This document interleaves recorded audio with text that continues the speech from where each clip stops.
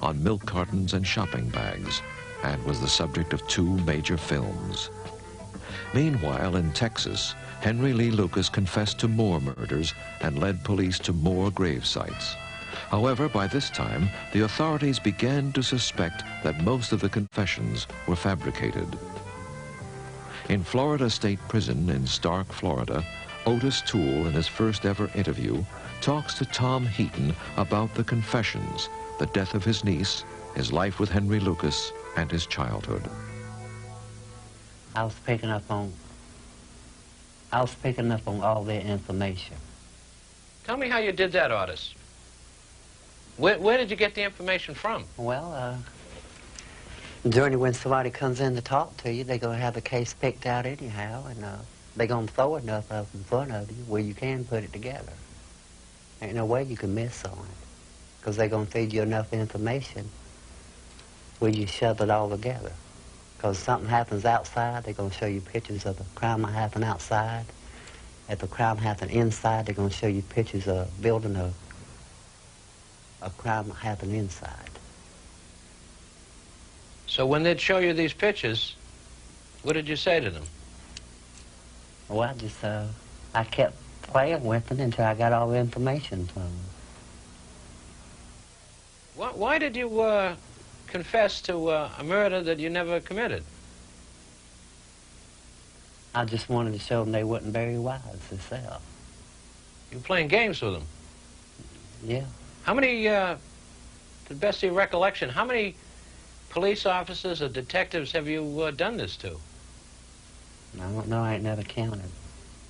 The newspapers say that between you and Henry Lucas, you're responsible for close to 700 murders.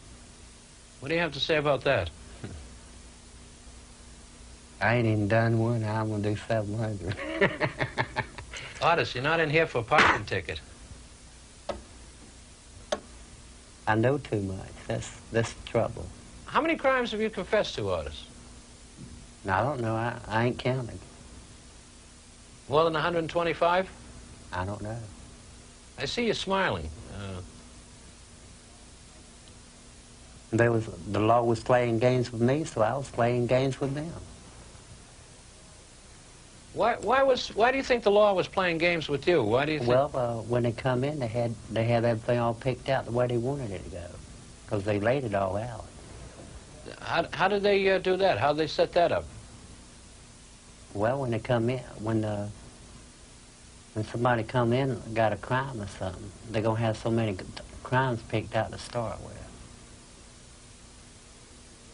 and you just keep getting them to feed you a little bit more information and a little bit more, and then you get it all, and then you double back and you put it all together, then you got it.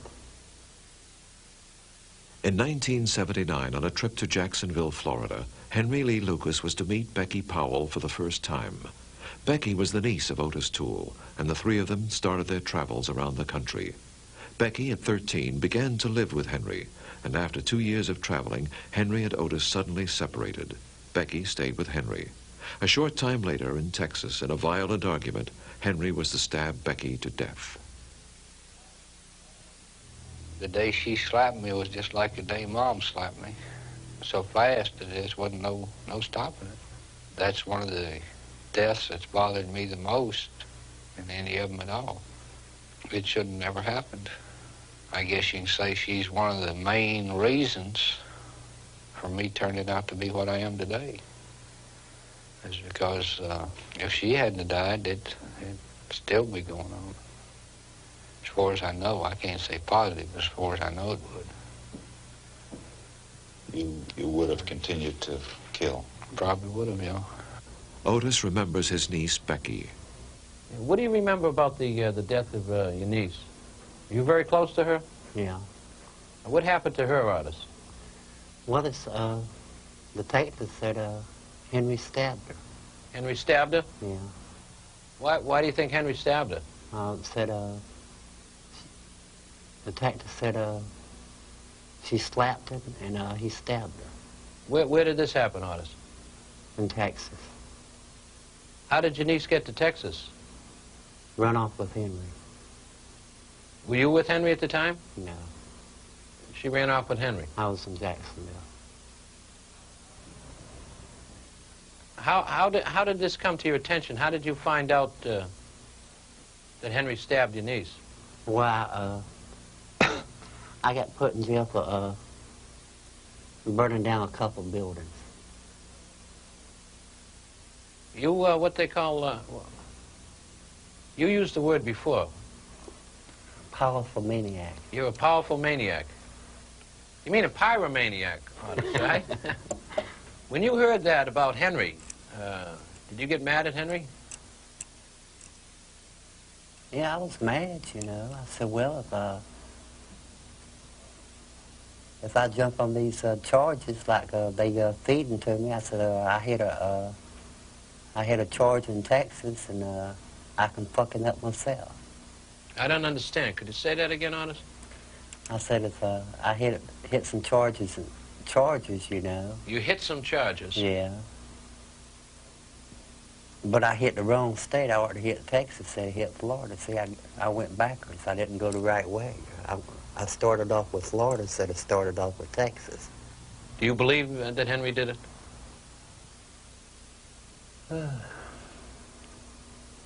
Well, he's the only one left with her. If you were on the street and he was on the street, would you do something to him for killing your niece?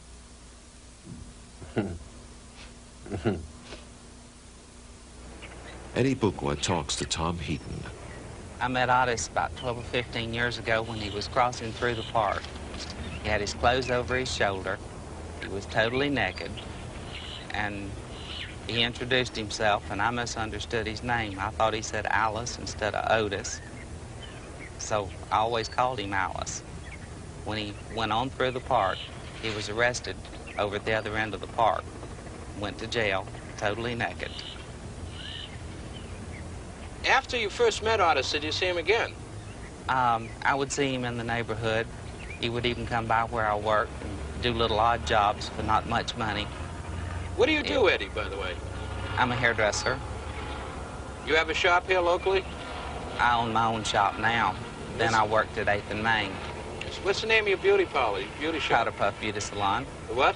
Powder Puff Beauty Salon. As far as you know, Ottis didn't have a regular job, did he? He worked for Betty Goodyear. He was her maintenance man. She gave him free rent and probably a small salary. I was never afraid of Ottis. If I saw him on the street walking, I'd pick him up and take him downtown, usually to the city rescue mission.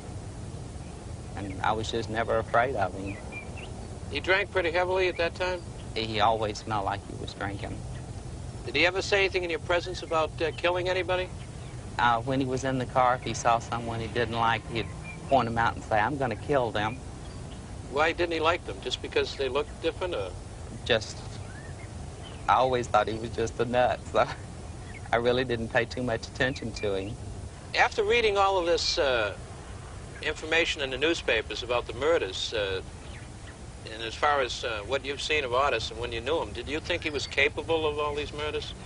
No, I always thought he was just a local nut. The first job you had, what did you do? I was a street hustler. Street hustler? Yeah. Well, what does that consist of? What did you do street hustling? Well, I got out and hustle people. Hustle over older people. You mean sexually or for money or what? Well, I got forced into it when I was a little kid.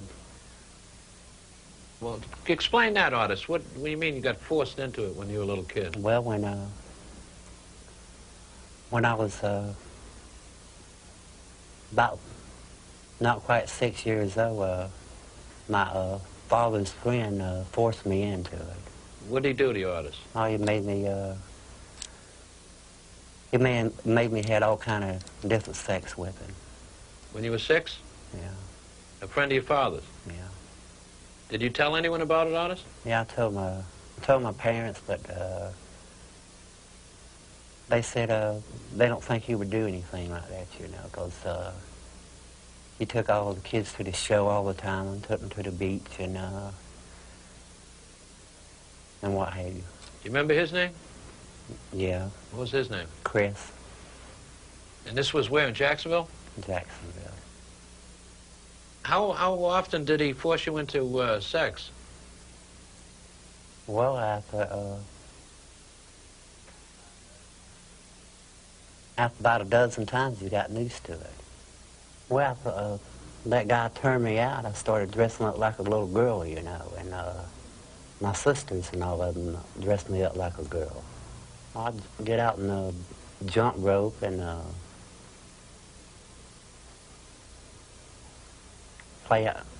playhouse and all that stuff.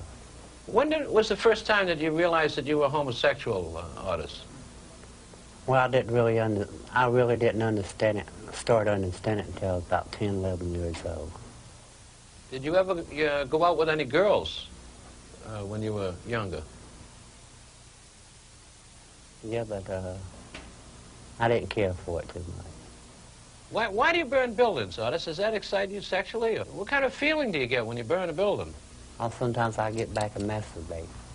Ottis, you see, let me see your fingers here. What are these marks on your fingers?